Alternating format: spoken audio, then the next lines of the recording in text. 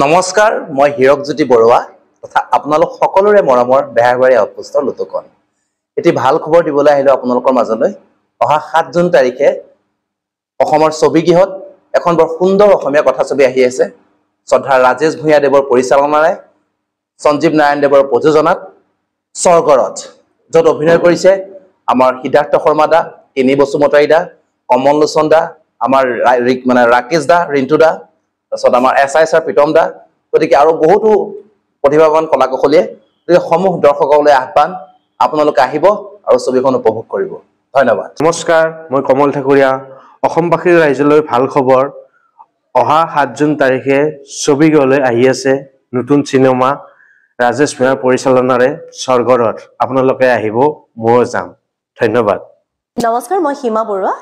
আপোনালোকে ইতিমধ্যে গম পাইছে অহা 7 জুন তাৰিখে আমাৰ ৰাজেশ ভূঞাৰ পৰিচালনাৰে স্বৰ্গৰথ নামৰ এখন সুন্দৰ বোলছবি আহি আছে আপোনালোকৰ নিচেই কাষৰ চিত্ৰগৃহত।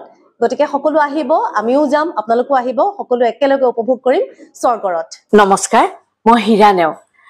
অহা 7 জুন তাৰিখে অসমৰ ছবিগৃহলৈ আহি আছে ৰাজেশ ভূঞাৰ দ্বাৰা পৰিচালনাৰে স্বৰ্গৰথ। আপোনালোকে চাবলৈ নাপাহৰিব। ধন্যবাদ। বেংক পাৰ্টি সমস্ত থকা হৈছে।